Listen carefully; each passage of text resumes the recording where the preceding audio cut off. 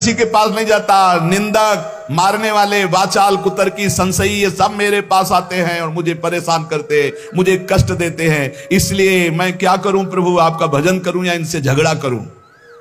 ये पाखंडी लोग मेरे पीछे पड़ गए हैं विठ्ठल, मैं उनसे क्या कहूं? मैं नहीं जानता ये छल कपट, ये लड़ाई झगड़ा। मैं तुम्हारे पांव पड़ता हूं, उनके भी पांव पड़ता हूं, मुझे भजन करने दो, इनसे दूर रखो।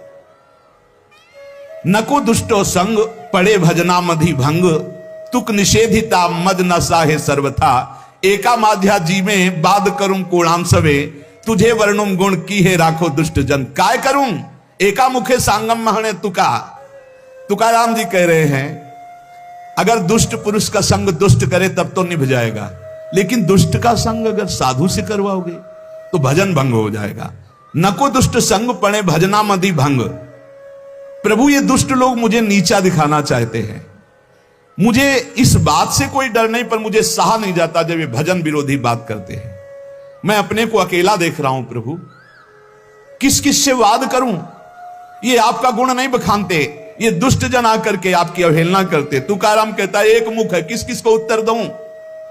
इसलिए दुष्ट जनों का संग जब प्राप्त हो तो मौन ही सबसे उत्तम है, और भगवान को पुकारना, पुकार करके अलग रहना।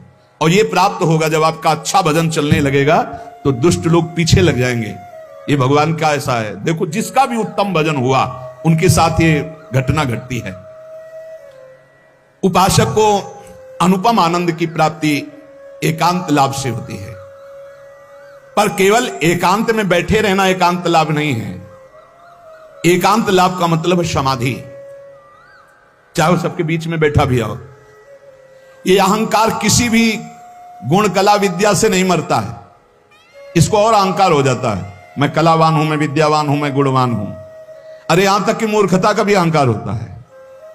चित्त में अहंकार को पोसते पोसते अनंत जन्म व्यतीत हो गए, अब भगवान के मार्ग में चले तो नम्रता का अहंकार हो गया। ये भी है, मैं बहुत सरल हूं। अरे कितना बोझा लदा है अहंकार का। तुम और समझो, धूर्तों को धूर्तता का भी अहंकार होता है। कल्याण के मार्ग में चलने वाले साधकों के अंदर यह अहंकार प्रकाशित होता है तो देख पाते हैं, ज्ञानी लोग नहीं देख पाते हैं।